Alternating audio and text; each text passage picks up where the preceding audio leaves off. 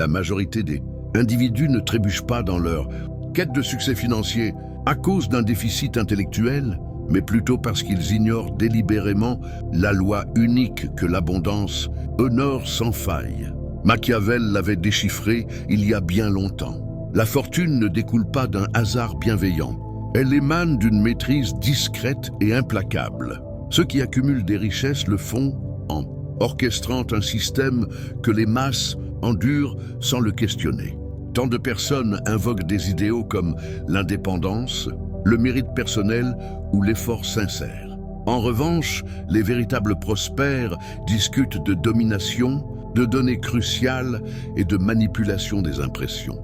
Cette distinction n'est pas une question d'éthique. Elle relève purement de la tactique. Machiavel affirmait que ceux qui négligent les façades ne toucheront jamais à la réalité profonde. La prospérité est une façade, un voile trompeur, une chimère savamment entretenue.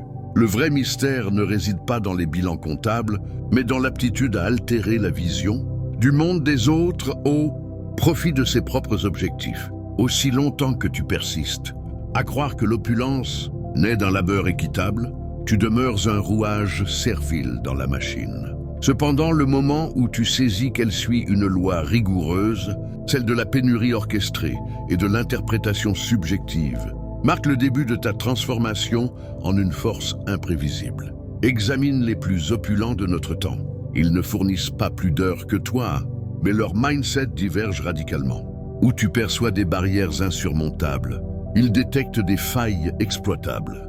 Où tu traques une chance isolée, ils inventent une nécessité impérieuse. Ils ne sollicitent aucune autorisation. Leur allégeance va à une loi primordiale, dominer l'estimation perçue.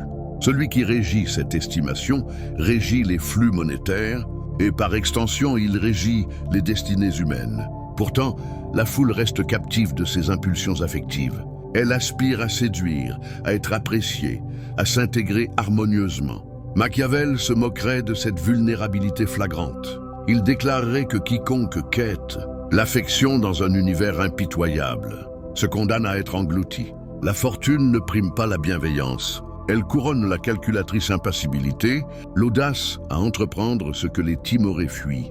Pour aspirer à l'aisance matérielle, prépare-toi à l'incompréhension générale. Contemple ton entourage.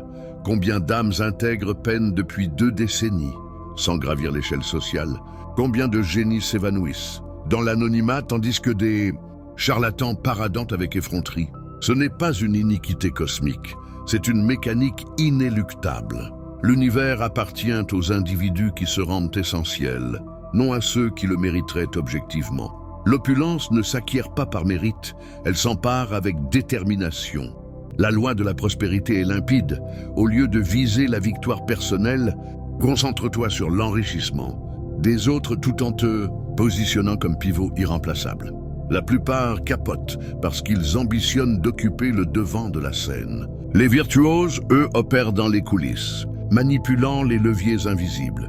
Ils saisissent que les capitaux, affluant vers ceux qui génèrent de l'addiction structurelle.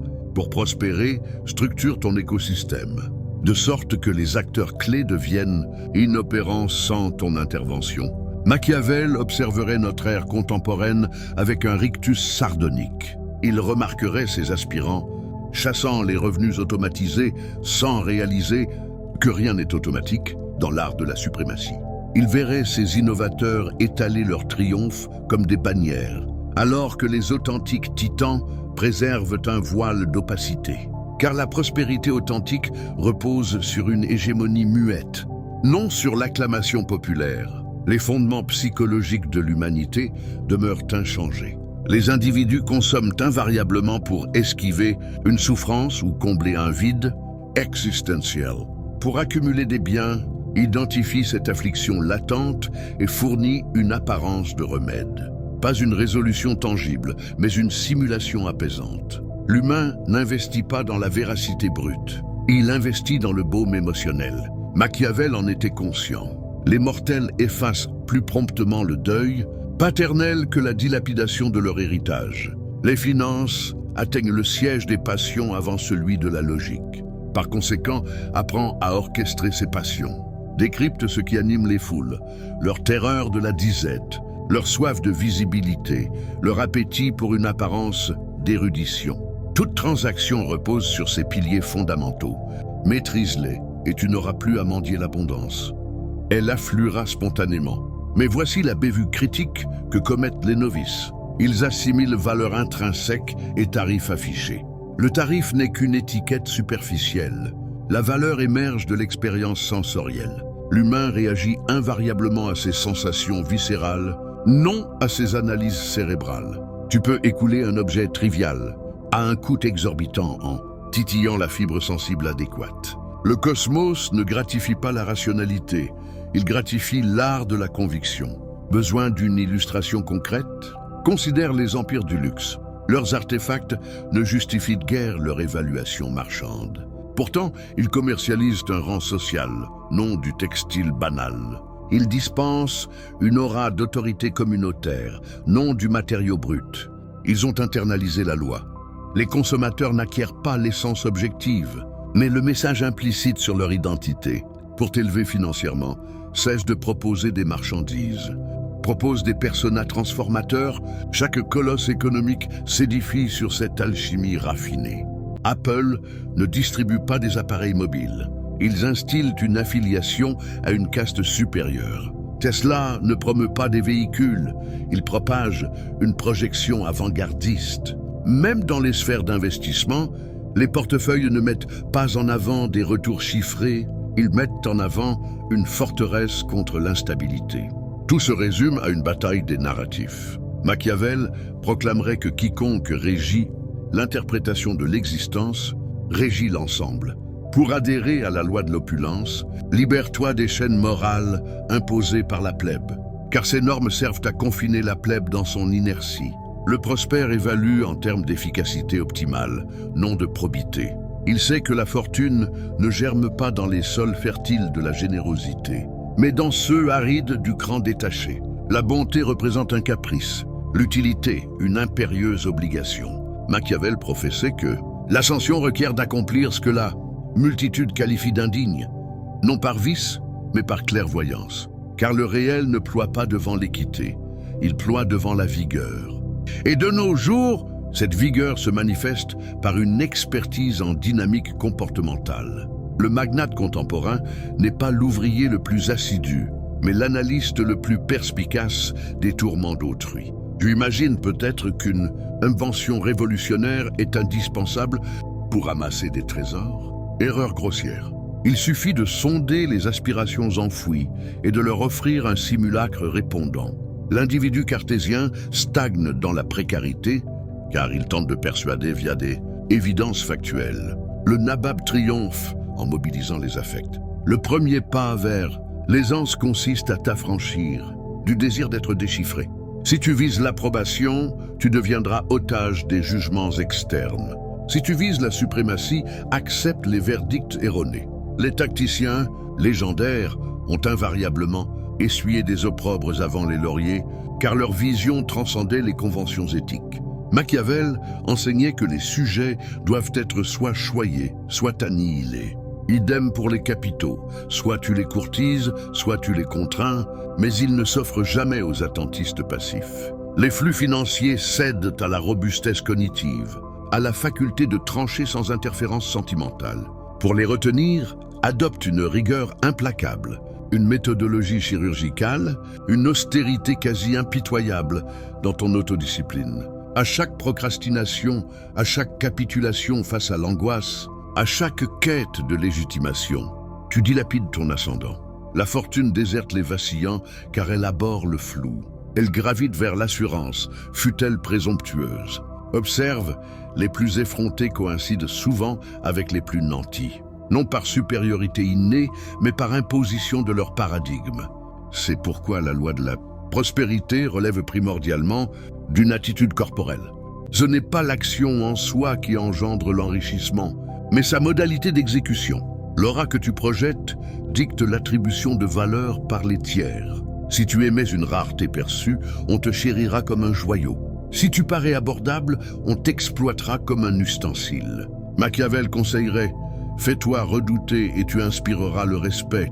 Fais-toi adorer et tu inspireras l'utilitarisme. L'authentique opulence débute lorsque tu cesses de pourchasser les deniers pour les aimanter irrésistiblement. Et pour aimanter, cultive un charisme magnétique. Ce charisme découle d'une autonomie affective absolue. Tu ne te reposes sur quiconque. Tu n'anticipes rien des autres. C'est cette impassibilité qui polarise les occasions favorables. Dans un panorama affolé, le serein paraît omnipotent. Assimile cela. La misère est d'abord une configuration mentale avant une condition tangible. Le démuni cogite en mode survie. Le nabab cogite en mode emprise. Le démuni dilapide pour un bonheur fugace. Le nabab dilapide pour consolider son emprise. Cette nuance subtile engendre des réalités parallèles irréconciliables. Et la loi impérieuse à laquelle tu dois te soumettre, l'unique, se formule ainsi: veille à ce que tes actifs laborent plus intensément que tes pulsions. Tant que tes affects pilotent tes choix, tu persisteras dans la sujétion. Mais dès que ton intellect domine, les capitaux commencent à te servir. Rappelle-toi, Machiavel n'inculquait pas la férocité par sadisme, mais par pragmatisme. Dans notre ère actuelle, ce pragmatisme équivaut à reconnaître que la fortune constitue une arme dans une campagne psychique, une lutte pour l'hégémonie narrative. Quiconque décortique les processus mentaux d'autrui n'a plus à guerroyer frontalement. Il incite les rivaux à s'entre-déchirer tandis qu'il consolide son bastion. Pour te conformer à la loi de l'opulence, débute par le mutisme stratégique. Scrute, dissèque. Ne divulgue jamais tes schémas. Abstiens-toi de discourir sur tes profits, tes visées ou tes revers, car exposer ta cupidité te métamorphose en proie désignée. Le véritable nabab n'aborde pas la fortune en soi. Il évoque les manœuvres, les insights, les coalitions. Machiavel postulerait que le souverain aspirant doit simuler la vulnérabilité tout en conservant une létalité latente. Applique cela aux finances. Projette une posture d'apprenti pendant que tu ériges les piliers d'un domaine furtif. N'annonce aucun mouvement. Exécute et permet aux aboutissements de témoigner. La plupart des mortels stagnent dans la médiocrité car ils répugnent à affronter une réalité crue. La prospérité n'émane pas du labeur acharné, mais d'une stratification psychique. Les deniers ne ploient pas devant l'expertise technique. Ils ploient devant l'ascendant. Quiconque régit les affects d'autrui régit leur verdict et, conséquemment, leur débours. C'est pourquoi Machiavel stipulait que le dirigeant ne doit pas briguer l'amour mais l'indispensabilité. Dans l'arène économique contemporaine, devenir pivotal dans les consciences collectives te rend inexpugnable. Tu t'interroges sur les succès d'individus moins doués que toi. Ils sculptent les impressions. Ils osent se promouvoir prématurément. Ils osent irradier une certitude avant même la validation factuelle. Pendant ce temps, la multitude patiente la perfection pour s'engager et durant cette latence, les intrépides s'enrichissent. Machiavel formulerait: les individus attendant l'optimum, se muant en vassaux de ceux opérant dans le chaos. La fortune affectionne le tumulte car elle s'y dissimule. Dans les turbulences, les conflits, les mutations paradigmatiques, les véritables aubaines émergent. Seul l'esprit stoïque peut les capturer.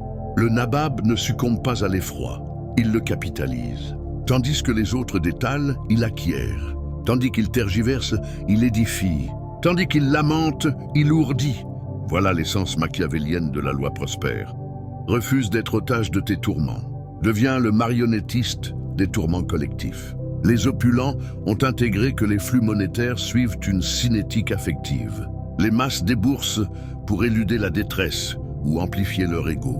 Pour prospérer, procure-leur un vecteur pour se hisser au-dessus sans peine. Instille-leur une sensation d'unicité et ils te rémunéreront pour cette huane. Machiavel déclarerait: les mortels sont si naïfs et si asservis à leurs urgences que l'illusionniste trouvera perpétuellement des dupes. Mais prudence, ce n'est pas une duperie vulgaire, c'est une exégèse de l'essence humaine. Le nabab ne fabule pas ouvertement. Il amplifie les fantasmes d'autrui pour les canaliser. Il ne forge pas de substance brute, il transmue le craving primal en estimation surévaluée. C'est le précepte cardinal. Les capitaux convergent, invariablement vers le décrypteur suprême du désir anthropique. Étudie donc ce désir avec une précision scientifique. Qu'aspire vraiment l'humanité? Non l'autonomie, mais le cocon douillet. Non la clarté, mais l'euphorie.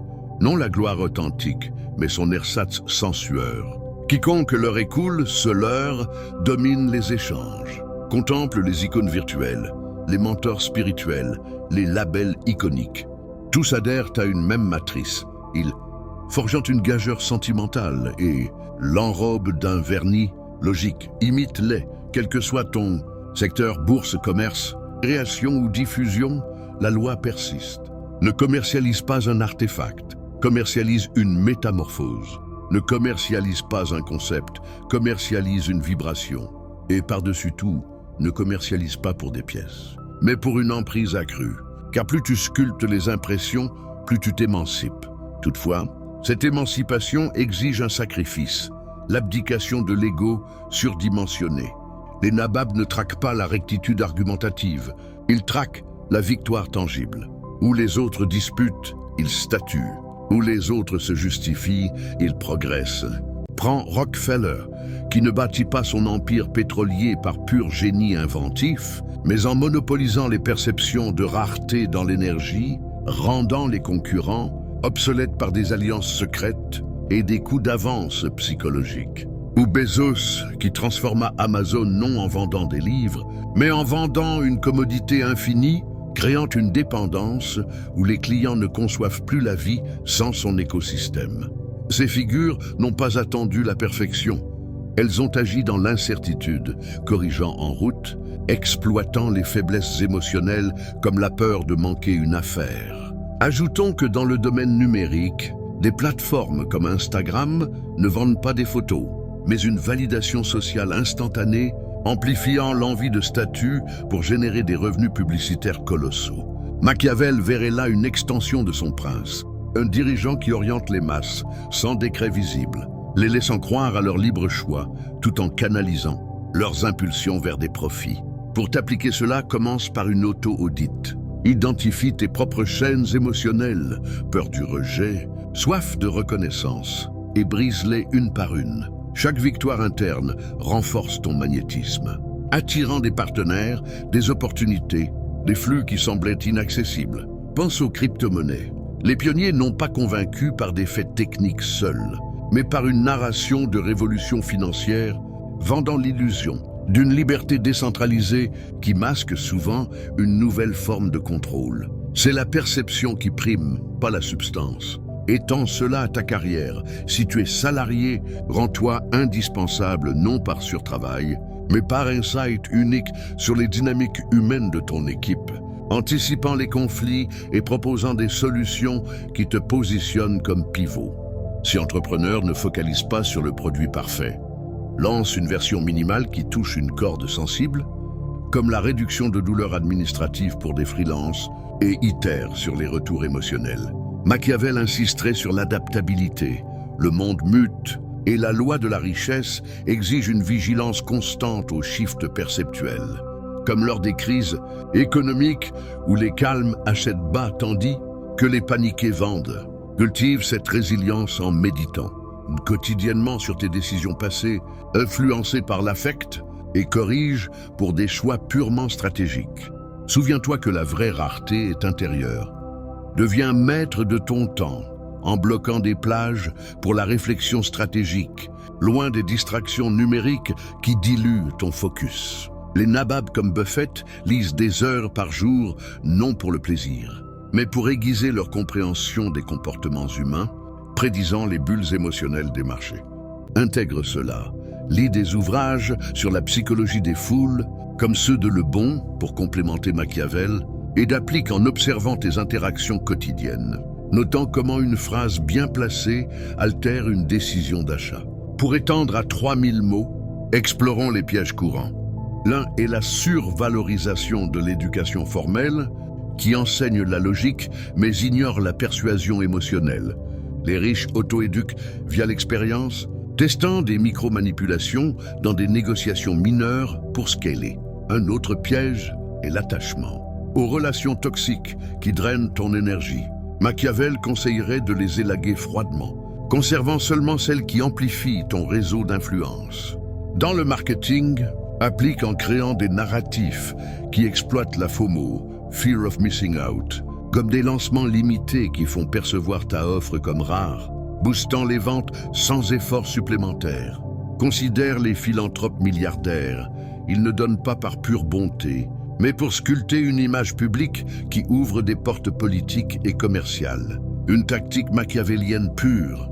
Pour toi, commence petit, vends un service freelance non par prix bas, mais par promesse d'élévation statutaire, comme deviens l'expert perçu dans ton niche. Mesure tes progrès par ton détachement croissant aux opinions.